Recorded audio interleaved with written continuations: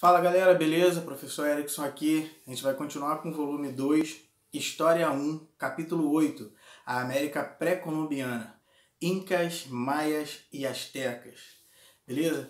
A chegada do europeu aqui na América, ela é encarada como um marco histórico, tanto que ela divide a história americana entre pré-colombiana, antes da chegada de Colombo, e pós-colombiana, tudo que aconteceu depois do encontro entre europeus e povos americanos. Quando os europeus chegaram aqui, eles acreditavam que encontraram povos bastante primitivos na visão europeia. Mas, na verdade, quando chegaram aqui, eles observaram que existiam povos com bastante desenvolvimento aqui no território americano. Povos esses que viviam entre a Mesoamérica, né, a América Central, e a região andina, no norte da América do Sul. Esses povos tinham na agricultura um desenvolvimento para garantir a unidade de cada povo lá, de cada império. A agricultura era bastante desenvolvida, né? E essa agricultura, o desenvolvimento da agricultura, o início de formação de pequenas aldeias, vai dar origem a grandes civilizações, como Azteca e Maias, que ficavam na região da Mesoamérica, e Incas, que ficavam na região dos Andes, aqui na América do Sul. A ideia de conquista do povo europeu para o povo americano é bem interessante, porque poucos invasores conseguiram conquistar um território de uma grande quantidade de povos americanos. Não tem como calcular quantos povos existiam aqui na época, mas sabia que era bastante, que tinha muitos. Então, um grande número de povos americanos foram conquistados por uma pequena quantidade de europeus. A explicação disso vem da questão da superioridade das armas dos europeus.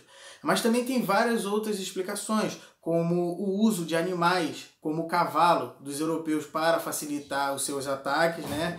Algumas doenças que acometiam os povos americanos, né?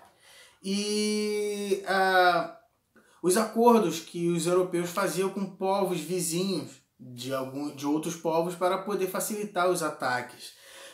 Só que esses povos americanos não aceitaram essa invasão europeia. Eles mantiveram durante bastante tempo resistência contra a invasão europeia. Só que a questão das armas, as doenças principalmente, né, e facilitaram muito a dominação europeia dos povos americanos, né.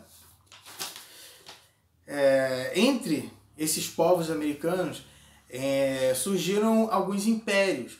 Alguns povos se desenvolveram muito, né? Como o Império Azteca, que ficava na Mesoamérica, né? Na região central da América. Esses astecas foram os primeiros povos a serem dominados pelos europeus.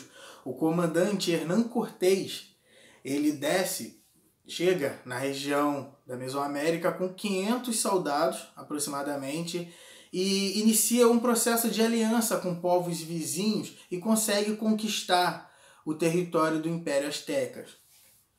A capital do Império Azteca era Tenochtitlan, que era o principal núcleo urbano do Império Azteca. E que essa cidade ela ficava onde hoje é a atual Cidade do México. O Império Azteca era um estado centralizado, onde o poder estava na mão do monarca. Esse monarca ele tinha autoridade hereditária, ou seja, o seu governo quando ele morria era passado para os seus descendentes, né? E assim mantinha um grupo familiar sempre no comando do Império Azteca. Da mesma forma da cultura egípcia e da cultura mesopotâmica, né? Que também tinha autoridade hereditária. A economia desse império, do Império Azteca, era agrária. Eles desenvolveram grandes sistemas de irrigação que facilitavam a produção agrícola. Também desenvolveram técnicas agrícolas como as chinampas, que eram plataformas flutuantes ao qual eles plantavam nessas plataformas e deslocavam ela para o melhor local para a sua produção. Eles produziam verduras e frutas para a alimentação deles. A economia do Império Azteca ela estava toda baseada no artesanato. Eles produziam cerâmicas, utensílios de ouro, né, e tecidos. Isso garantia um desenvolvimento econômico no Império Azteca. A sociedade azteca ela estava dividida em classes. Tinha a nobreza sacerdotal, eram os sacerdotes, né?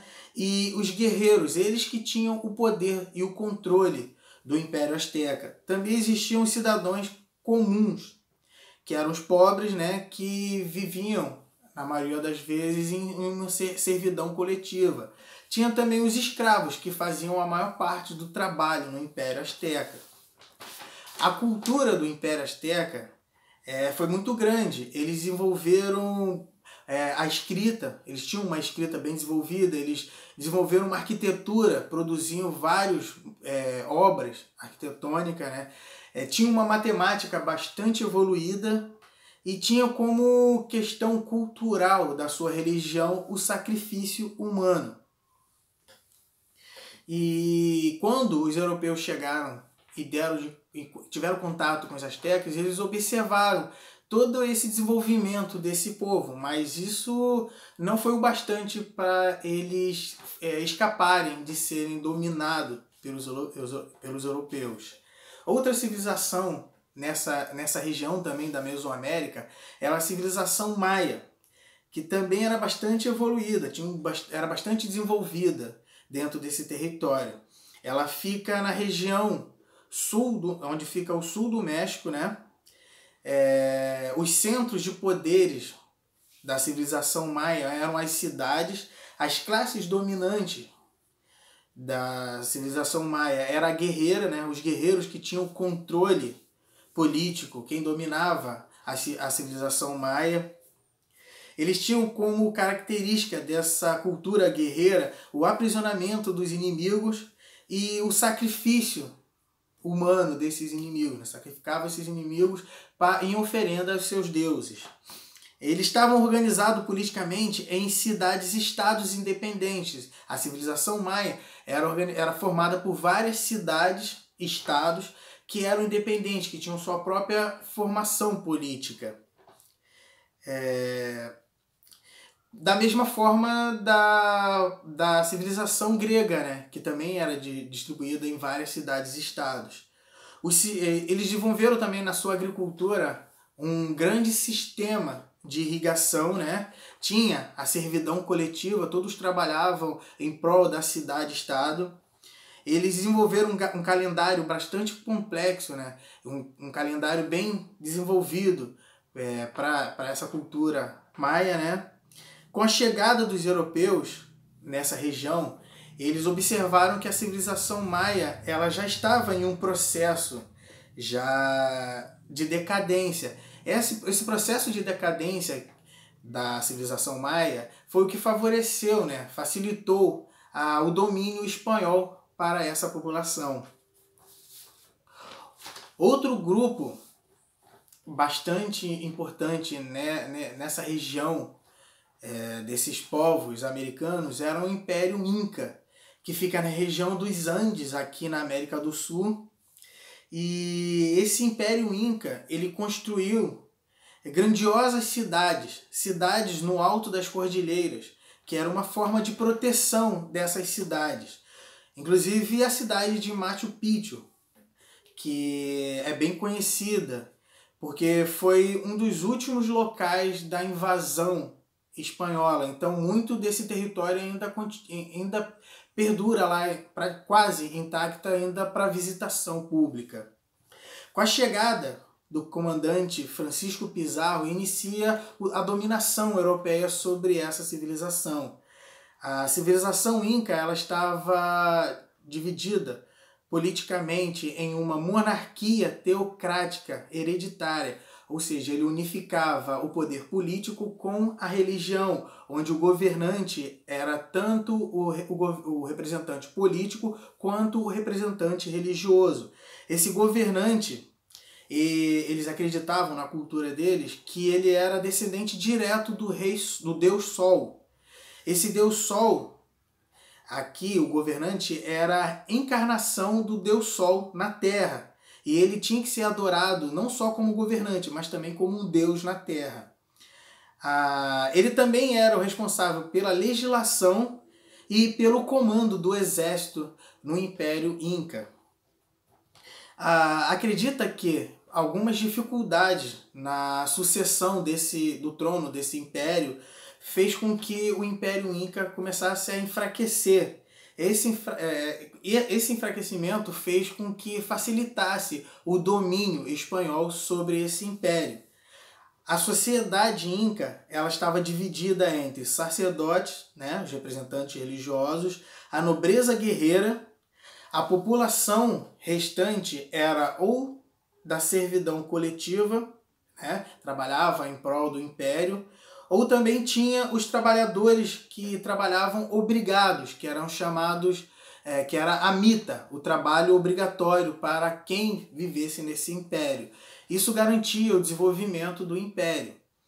Beleza, galera? Continue com o estudo de vocês, façam um exercício e até a próxima. Valeu!